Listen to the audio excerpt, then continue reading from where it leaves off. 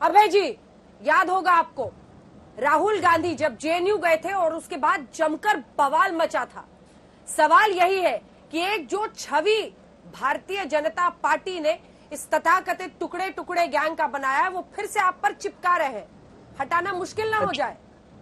मेरा सीधा आरोप है कि टुकड़े टुकड़े गैंग भी भारतीय जनता पार्टी की प्रायोजित थी, क्योंकि आज तक उसको पकड़ा नहीं, कोई नहीं जानता कि कौन लोग वो थे, जबकि सरकार वहां पर दिल्ली में भारतीय जनता पार्टी की थी। टुकड़े टुकड़े गैंग असली में कौन सी है जानती हैं आप?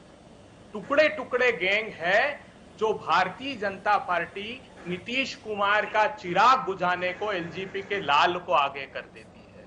सुशील मोदी को कहा गया कि चुपचाप एलजेपी के साथ आंतरिक रूप से गठबंधन करो और जेडीयू को खत्म कर दो। एक गठबंधन ओवैसी के साथ इन्होंने कर लिया है ध्रुवीकरण के लिए।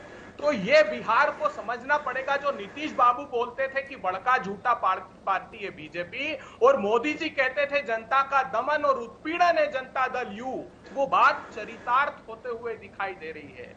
बिहार के भविष्य को गढ़ने के लिए ये एक महागठबंधन है, ये साफ दिखाई दे रहा है। जिस प्रकार रोजगार को लेकर युवाओं में उत्साह है, वो एक इबारत साफ दिखाई दे रही है। तो भारतीय जनता पार्टी चाहती है, क्योंकि बुनियादी मुद्दे उनके पास नहीं है, क्योंकि कल ही कह चुके हैं नीतीश कुमार कि डेडलॉक स्टेट है, या निवेश आएगा नहीं, रोजगार नहीं दे सकते। जब हमने 10 लाख रोजगारों की घोषणा की तो भारतीय जनता पार्टी कहती कि पैसे नहीं है सरकार के पास, रोजगारों का सृजन कहां से करोगे? तो सृजन के घोटाले के फेविकोल से ये पार्टी चिपकी हुई है। जेडीयू ने बिहार की पीठ पर वार किया है, धोखा दिया, उनको जनमत ही नहीं मिला था, इसलिए जनता बहुत आक्रोशित इस बार है। और मैं 11 माह वो हटा देता हूं जिसमें सीपीएम सीपीआई से गठबंधन भाजपा ने किया था, तब वो अतिवादी दल नहीं थे, लेकिन आज उनको दिखाई दे रहे हैं।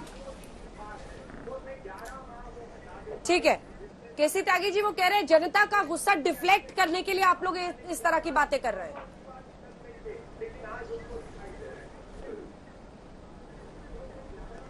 देखिए, कांग्रेस के जो मेरे मित्र हैं अभय दुबे जी, मुझे उनसे कोई शिकवा नहीं है, क्योंकि उनसे मुझे कोई उम्मीद भी नहीं है। लेकिन दो जो साथी बैठे हुए हैं, सीपीआई के वासने जी और फैज अली साहब, ये मेरे पुराने दोस्त हैं। मैं इन दोनों दोस्तों से एक चीज पूछना चाहता हूं। राजनीति में गठबंधन होते हैं, टूटते हैं, फिर जुड़ते हैं, लेकिन पिछले 70 साल के भारतीय लोकतंत्र के इतिहास में इससे बड़ा नापाक गठबंधन कोई नहीं हुआ जो महाराष्ट्र में हुआ है।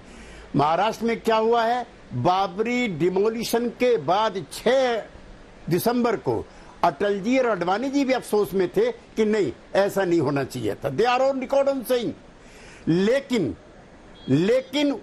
एक नेता था देश में जिसने कहा कि मुझे फख्र है कि मैंने बाबरी ढांचे को ध्वस्त कराया। आज वो नेता और अभय दुबे जी की पार्टी के नेता दो धर्मनिरपेक्षता को बचाने के लिए दिन भर हमारी पार्टियों पर आरोप लगाते हैं, दोनों साथ साथ हैं। लेकिन अभय जी, मुझे आपसे शिकायत नहीं है, मुझे आरजेडी के नेता और वासने जी से शिकायत है कि जो नापाक हो चुकी थी महाराष्ट्र में पार्टी, उसके साथ बिहार में किस आधार पर आप गठबंधन कर रहे हो? क्या बिहार की जनता को आप नादान समझते हो? क्या इतना बड़ा घोर अवसरवादी गठबंधन जो महाराष्ट्र आघाड़ी का है, उसकी कांग्रेस पार्टी जो शिवसेना के साथ है, जो बाबरी डिमोलिशन की गुनहगार है, क्या उसके साथ गठबंधन करके उस पाप के भागी आप दोनों नहीं है? पर बिहार में ये मुद्दा ही नहीं है त्यागी जी। बिहार में मुद्दा रोजगार का है। बिहार में बिहार की बदहाली का है। बिहार में 40,000 फैजल अली जवाब दीजिए। प्रतिवर्ष अपराध देखिए अन्ना जी, अभय दुबे जी प्लीज देखिए मुद्दे क्षेत्रीय होते हैं, लेकिन आपने भी जेडीयू और बीजेपी की दोस्ती पर 10 बातें कही ना, तो फिर सुनने के लिए भी तैयार रहिए। अपनी बारी में बोलिए। सैयद फैजल अली, हाथ जोड़ लिया जिस कांग्रेस ने शिवसेना से, जिसने कहा था बाबरी मस्जिद के ढहने पर गर्व है, उससे हाथ मिला लिया। ठीक है, देखिए केसी त्यागी जी बोल रहे हैं, मैं बहुत आदर और सम्मान के साथ ये कहना चाहूंगा कि केसी त्यागी जी, कम से कम आपसे ये उम्मीद है कि आप इस बात को मानेंगे कि जो सबसे नापाक गठबंधन अगर किसी ने किया था तो भारतीय जनता पार्टी ने पीडीपी से किया था, मुफ्ती महबूबा मुफ्ती से किया था। उससे नापाक गठबंधन कोई नहीं हो सकता है। उस पार्टी के साथ इन्होंने गठबंधन किया था जो देश की अस्मिता और अखंडता को नहीं मानती है। तो मेरे ख्याल में आप पहले इस बात को भी ध्यान दीजिए, हमारे केसी त्यागी जी की सबसे नापाक गठबंधन वो था। अपने क्वेश्चन पेपर का जवाब देंगे नहीं, दूसरे पे थीसिस लिखेंगे। सैयद फैजल अली, सैयद फैजल अली, यही मैं कह रही थी ब्रेक पर जाने से पहले। अपने क्वेश्चन पेपर का जवाब देना नहीं है, दूसरे पर थीसिस लिखनी है। मैंने आपसे क्या पूछा? बाबरी मस्जिद के ढाने पर गर्व है कहने वाले बाला साहब ठाकरे की पार्टी शिवसेना से हाथ मिलाने वाले कांग्रेस से आपने हाथ मिला लिया, अच्छा किया, गर्व है।